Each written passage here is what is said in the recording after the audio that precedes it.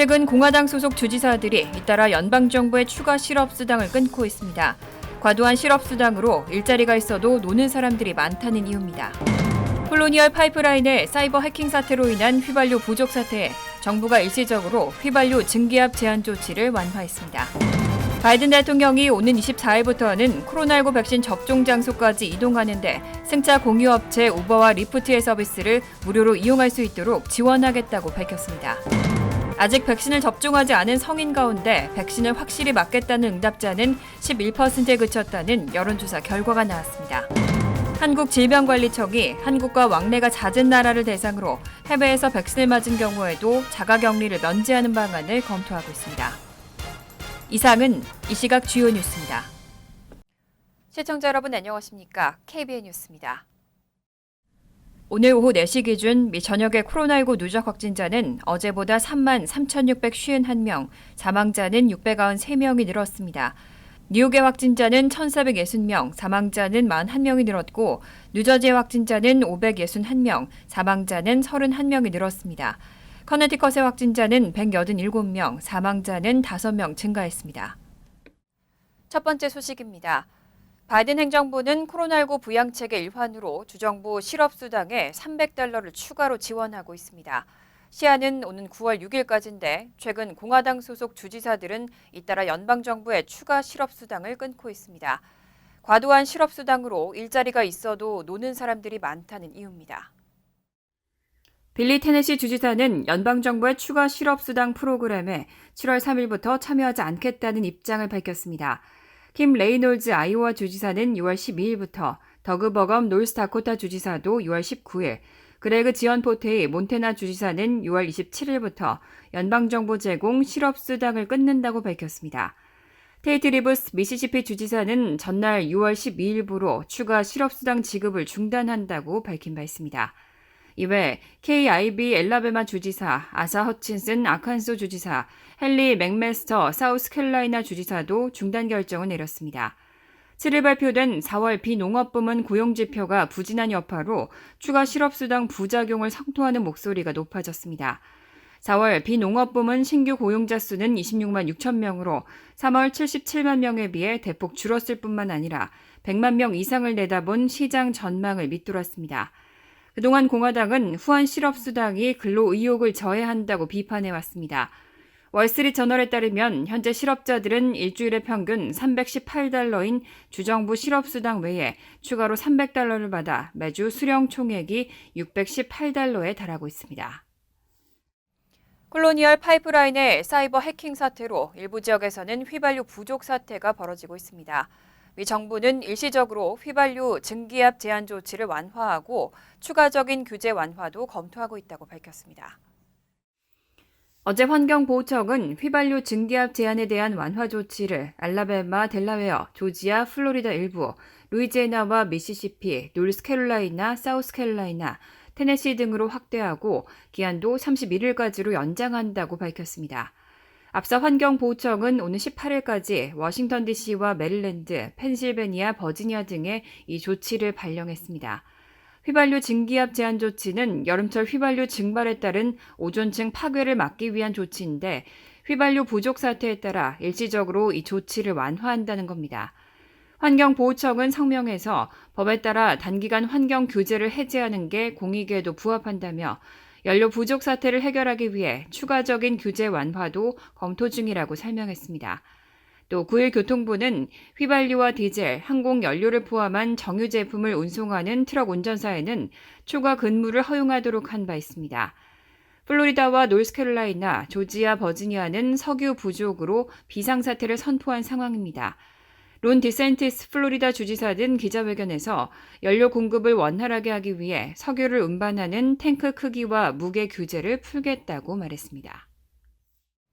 바이든 대통령이 오는 24일부터는 코로나19 백신 접종 장소까지 이동하는데 우버와 리프트의 승차 서비스를 무료로 이용할 수 있도록 지원하겠다고 밝혔습니다. 백신 접종을 위해 오고 갈 때 모두 무료 탑승 서비스를 받을 수 있을 것으로 보입니다. 어제 백악관 홈페이지에 올라온 팩트시트에 따르면 바이든 대통령은 코로나19 백신 접종 장소까지 이동하는데 우버와 리프트 서비스를 무료로 이용할 수 있도록 하는 백신 접종 추가 지원책을 발표했습니다. 코로나19 백신을 접종하러 가는 모든 사람에게 우버와 리프트의 이용을 지원한다는 겁니다. 오는 7월 4일까지 성인 인구 70%에게 적어도 한 번 코로나19 백신을 접종하겠다는 바이든 대통령의 목표를 달성하기 위한 유인책입니다. 서비스 이용자들은 우버와 리프트 애플리케이션에서 가까운 접종소를 선택한 뒤 무료로 이동하면 되고 오고 갈 때 모두 무료 이동 서비스가 제공됩니다. 이 서비스는 2주 뒤인 24일부터 7월 4일까지 적용됩니다. 이 밖에도 학생 접종을 늘리기 위해 전국 커뮤니티 칼리지에 접종소를 유치하기로 했습니다. 각 주는 접종 활성화를 위한 전화, 방문 홍보 등에 필요한 자금을 연방재난관리청으로부터 받을 수 있습니다. 바이든 대통령은 오하이오, 유타, 메인 등 6개 주 주지사와의 회의에서 이런 계획을 자세히 설명하면서 모든 미국인의 백신 접종을 더 쉽고 편리하게 만들어야 한다고 말했습니다. 최근 들어 코로나19 백신의 수요가 급격히 떨어지고 있는데요. 아직 백신을 접종하지 않은 성인 가운데 백신을 확실히 맞겠다는 응답자는 11%에 그쳤다는 여론조사 결과가 나왔습니다.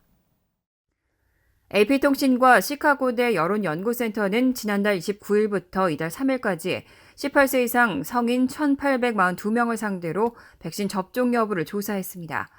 어제 발표된 여론조사 결과에 따르면 이 가운데 아직 백신을 맞지 않았다고 대답한 사람은 35%에 달했습니다. 이들 중 38%는 앞으로 백신을 맞겠다는 뜻을 내비쳤지만 확실히 접종하겠다는 경우는 11%, 아마도 맞을 것 같다는 사람은 27%로 나타났습니다. 백신을 안 맞은 사람 가운데 확실히 안 맞겠다고 대답한 경우는 34%, 아마도 맞지 않을 것 같다는 사람은 27%로 나타나 61%는 앞으로도 맞지 않을 것 같다고 대답했습니다. 또 이처럼 접종을 망설이는 사람들 중 76%는 백신의 안전성에 대한 확신이 부족하다는 점을 그 이유로 들었습니다. 61%는 백신의 부작용도 우려한 것으로 조사됐습니다. 정치 전문 매체 더힐은 11일까지 미국에서는 인구의 46%인 1억 5,200만 명이 최소 1회 접종을 했고 접종을 완전히 마친 인구는 34%라고 보도했습니다. 뉴욕에서는 40.3%, 뉴저지에서는 41.8%, 커네티컷은 45.5%가 백신 접종을 마쳤습니다. 미국 내 코로나19 환자에 대한 유전자 시퀀싱 결과 72% 이상은 영국발 변이 코로나 바이러스인 것으로 나타났습니다. 로셸 월런스키 CDC 국장은 어제 CNBC와의 인터뷰에서 미국에서 돌고 있는 많은 변이 바이러스가 있다는 것을 안다며 이 가운데 영국발 변이 바이러스가 지배적인 바이러스라고 말했습니다. 이어 72%가 넘는 시퀀스가 영국발 변이 바이러스와 연관되어 있다고 설명했습니다. 월렌스키 국장은 이런 영국발 변이 확산이 코로나19의 전 세계적 전파를 멈추는 일의 중요성을 강조한다며 더 많이 전파될수록 변이가 생겨날 여지가 더 커진다고 설명했습니다. 또 행정부는 만약에 대비해 코로나19 백신 부스터샷의 필요성과 관련해 계획을 수립 중이라고 말했습니다. 월렌스키 국장은 백신으로 유도된 면역 효과가 약화하기 시작할 때를 대비해 보건관리들이 앞질러 검토하고 있다면서도 이런 약화가 일어날지 또 부스터샷이 필요할지는 아직 알지 못한다고 강조했습니다. CNBC는 월렌스키 국장이 계획의 구체적 내용을 밝히지 않았지만 부스터샷을 맞아야 한다면 미국이 제약사와 추가분 공급을 위한 계약을 체결하고 배포를 위한 계획을 세워야 할 것이라고 보도했습니다. 한편 데이빗 캐슬러 보건복지부 코로나19 대응 수석과학 담당자는 이날 상원 청문회에서 부스터샷이 필요한 경우 대중에게 무료로 제공될 것이라고 말했습니다. 한국 정부는 한국에서 백신을 맞은 사람을 대상으로 해외에 나갔다 재입국 시 2주간의 자가격리를 면제하고 있는데요. 질병관리청이 한국과 왕래가 잦은 나라를 대상으로 해외에서 백신을 맞은 경우에도 자가격리를 면제하는 방안을 검토하고 있습니다. 10일 정은경 한국질병관리청장은 정례 브리핑에서 다른 나라와 백신 예방접종 이력을 공식력 있게 확인할 수 있는 방법과 한국 예방접종증명서를 그 나라에서 인증하는 협의가 진행 중이라고 밝혔습니다.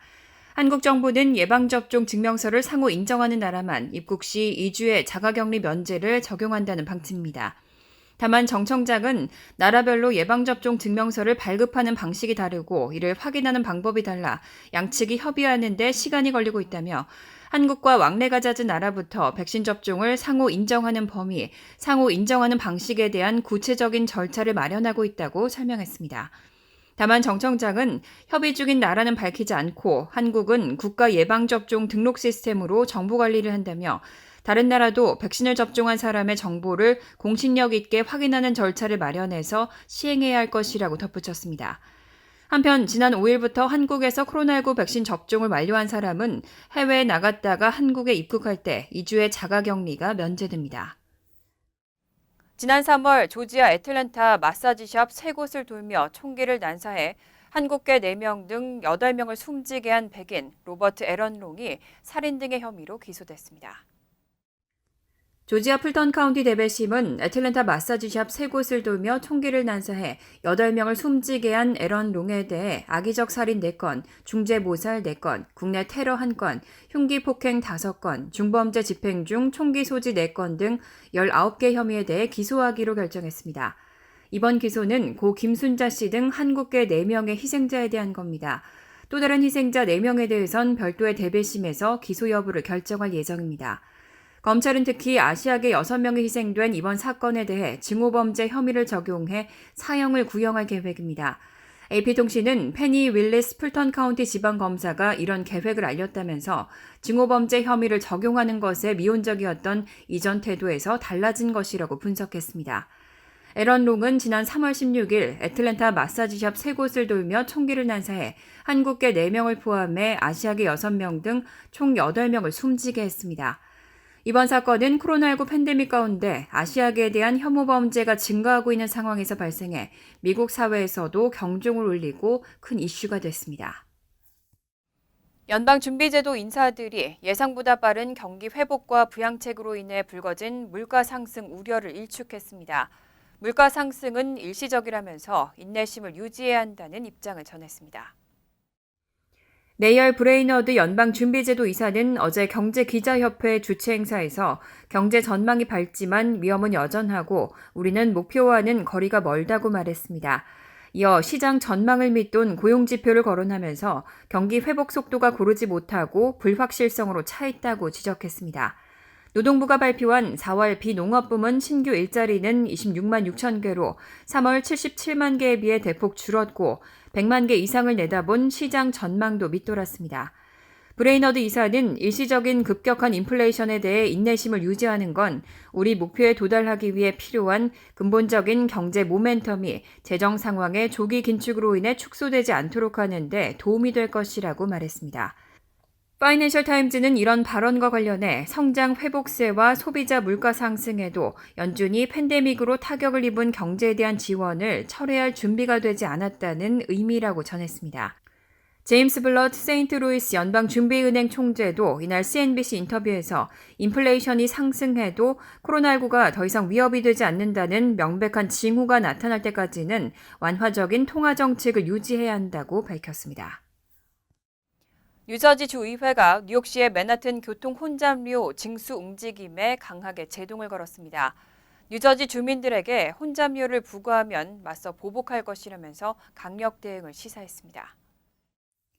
조시 고트하이머 주 하원 의원을 비롯한 뉴저지 주 의원들은 10일 기자회견을 열고 뉴욕시가 현재 추진하고 있는 맨하튼 진입 차량에 대한 건당 $13의 혼잡료 부과 조치를 중단하지 않을 경우 강력한 보복 조치를 취하겠다는 입장을 발표했습니다. 고트하이머 의원은 뉴욕시가 혼잡료를 부과하면 조지 워싱턴 브리지를 통해 뉴욕시 직장에 출근하는 뉴저지 주민들은 1년에 평균 $3,000씩을 추가로 부담해야 한다며 그들이 뉴저지 주민들의 지갑을 공격하는 것은 가정을 공격하는 것으로 우리도 그들에게 같은 고통을 맛보게 할 것이라고 비난했습니다. 고트하이머 의원 등은 보복 방안으로 뉴욕 뉴저지 연결 교량이나 터널을 통과하는 타주 차량에 판매세를 부과하고 이를 통한 수익으로 혼잡료 지원 기금을 조성해 기금으로 뉴욕시 혼잡료 납부로 금전적 손실을 본 뉴저지 주민들에게 보상을 해주는 방안을 강구 중이라고 밝혔습니다. 조셉 라가나 주 상원 의원도 이날 기자회견에서 뉴저지는 뉴욕시의 돼지 저금통이 아니라며 뉴욕시 혼잡료 징수 계획이 그냥 진행되도록 결코 놔주지 않겠다고 성토했습니다. 간추린 소식입니다. 워싱턴주와 한국 정부가 운전면허증을 상호 인정해주는 약정이 앞으로 무기한 유효하게 됐습니다. 권원직 시애틀 초경사와 테레사 번첸 워싱턴주 면허청장은 지난주 한국 워싱턴주 운전면허의 상호 인정 약정 개정 합의문에 서명했습니다. 이번에 개정된 합의문은 한쪽이 상대방에게 약정 종료 의사를 사전에 통보하지 않는 한 약정이 무기한 유효하도록 수정했습니다.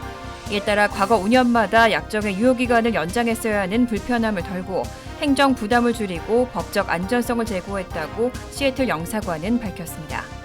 빌 드블라지오 뉴욕시장은 어제 학생들이 코로나19 백신 접종 대상이 되기 전부터 대면 수업에 들어갔지만 놀라울 정도로 현재 아무런 문제 없이 순항하고 있다며 공립학교의 교직원과 학생들에게 코로나19 백신 접종을 의무화하지 않을 방침이라고 말했습니다. 드블라지오 시장은 2021-2022학년도에는 뉴욕시 모든 학생들이 학교로 돌아갈 수 있기를 기대하고 있다며 예전처럼 주 5일 대면 수업을 할 수 있도록 하는 것이 최우선 목표라고 밝혔습니다.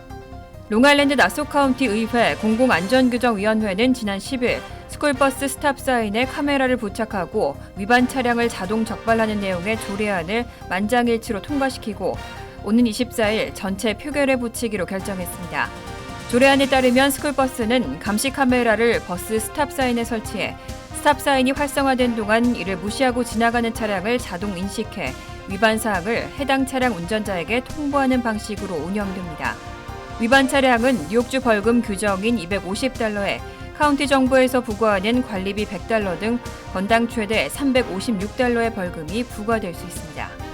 뉴욕시가 올해 말까지 30마일의 자전거 전용 보호도로를 신규 설치하고 자전거 이용자들이 각 보로로 쉽게 이동할 수 있는 바이크 블러바드를 각 보로에 설치할 계획입니다. 바이크 블러바드 위치는 브루클린 사우스 슬롭 21가, 퀸즈 써니사이드 39번가, 브롱스 잭슨 애비뉴, 맨하탄 그린치 빌리지, 유니버시티 플레이스, 스태튼 아일랜드 네덜란드 애비뉴 등입니다. 뉴욕시는 이외 28마일의 버스 전용 차선을 신규 설치 및 개선하는 프로젝트도 실시합니다. 올해 말까지 5개의 버스 전용 차선을 추가 설치하고 5개 보로에 설치된 버스 전용 차선을 새롭게 개선할 계획입니다. 환율과 증권 소식입니다.